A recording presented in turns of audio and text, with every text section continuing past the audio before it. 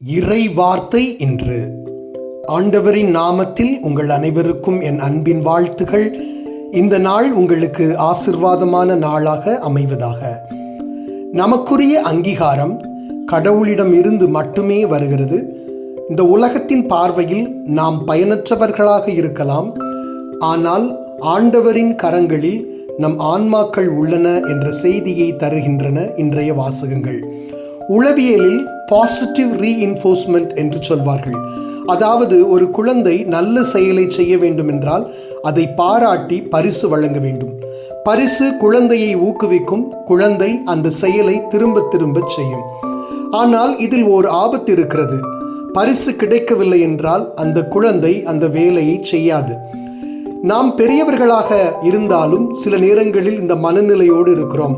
ஒரு நல்ல செயலை செய்கிறோம், யாரும் கண்டுகொள்ளவில்லை என்றால் சோர்ந்து போய்விடுகிறோம், அந்த செயலை செய்யாது விடுகிறோம். மனிதர்கள் தரும் பாராட்டுகள், அவர்கள் தரும் அங்கீகாரத்திற்காக ஏங்குகிறோம்.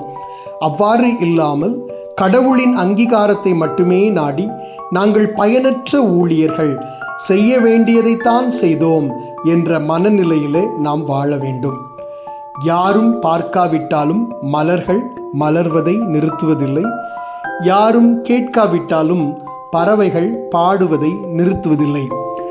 அதே போல யார் நம்மை பாராட்டினாலும் பாராட்டவிட்டாலும் நல்ல செயல்களை நாம் தொடர்ந்து செய்ய வேண்டும். மனிதர்கள் நம்மை பாராட்டவில்லை என சோர்ந்து போகாமல், ஆண்டவர் தாமே என் உரிமை சொத்து, அவரே என் கிண்ணம், எனக்குரிய பங்கை காப்பவர் அவரே என்ற வேத வசனத்தில் வாழ்வோம்.